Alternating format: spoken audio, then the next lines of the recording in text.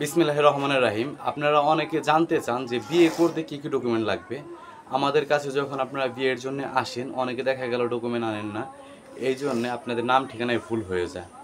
আপনাদের বিয়ে করতে কী কী যোগ্যতা লাগবে? বিয়ে করতে প্রথমত আপনি যদি একজন মেয়ে হন, আপনার 18 বছর বয়স হতে হবে। আপনি যদি ছেলে হন, আপনার 21 বছর বয়স হতে হবে সর্বনিম্ন। ছেলে মেয়ে উভয়ের জন্যই 18 বছর, মেয়েদের জন্য, ছেলেদের জন্য 21 বছর। এটা হলে আপনি লিগেলিভাবে কোনো প্রকার হ্যারাসমেন্ট বা কোনো প্রকার আইনি জটিলতা পড়বেন না।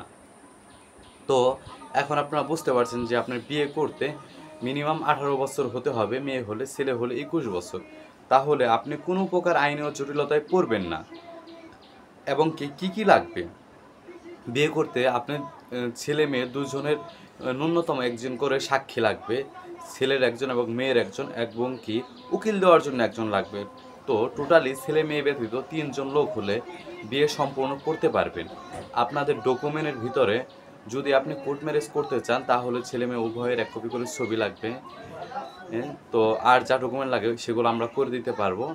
আর যদি আপনারা প্রাপ্তবয়স্ক হন, লিগেলি বিবাহ করতে চান, তাহলে আপনাদের ভোটার আইডি কার্ড এবং কি যারা সাক্ষী উকিল তাদের ভোটার আইডি কার্ড লাগবে। ভোটার আইডি কার্ড না হলেও চলবে। ভোটার আইডি কার্ড আমরা নিয়ে থাকি কেন? কারণ আমাদের যে আপনাদের ডকুমেন্টগুলো, আপনাদের নাম, ঠিকানা, এইগুলো সঠিকভাবে তোলার জন্য আমরা ভোটার আইডি কার্ডগুলো আনতে বলি। যদি ভোটার আইডি কার্ড কোনোভাবে না থাকে, আপনার নাম ঠিকানা সঠিকভাবে বলতে পারেন, নাম, বয়স এবং কি ঠিকানা, তাহলে আমাদের কাছে কোনো ভোটার আইডি কার্ডও লাগবে না। আপনারা আসবেন, নিজেদের স্বাক্ষর, সাইন, টিপসই দেবেন এবং কি আপনাদের সম্পূর্ণ বিয়ে করিয়ে দিতে পারবো। তো এই ডকুমেন্ট লাগে। আর যদি আপনাদের বয়স কম থাকে, সেটা বিষয়ে অন্যভাবে যেতে হবে। যদি আপনাদের অল্প কিছু বয়স কম থাকে, 2-1 মাস, তাহলে যদি আপনাদের ফিটনেস দেখে মনে হয় আপনারা প্রাপ্তবয়স্ক বা বিয়ে দেওয়ার মতো যোগ্য, তাহলে সেটা কোর্টের উপরে জাস্টিফাই করবে। তো লিগেলি বিয়ে করতে আপনার মেয়ে হলে মিনিমাম 18 বছর, ছেলে হলে 21 বছর।